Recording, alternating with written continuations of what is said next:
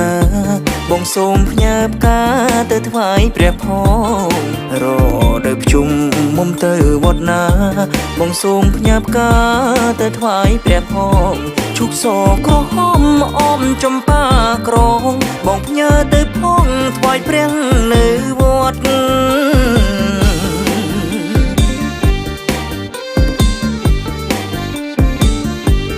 ឈូក្រពុំស្រេចតែមុំសងចំបាផ្កាក្រងបងសងជួបស្រី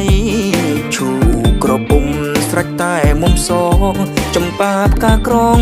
បងសងជួបស្រីយកទៅថ្វាយព្រះសូមសុខសួស្តីរយជាតិនិស័យសូមស្រីជាគូ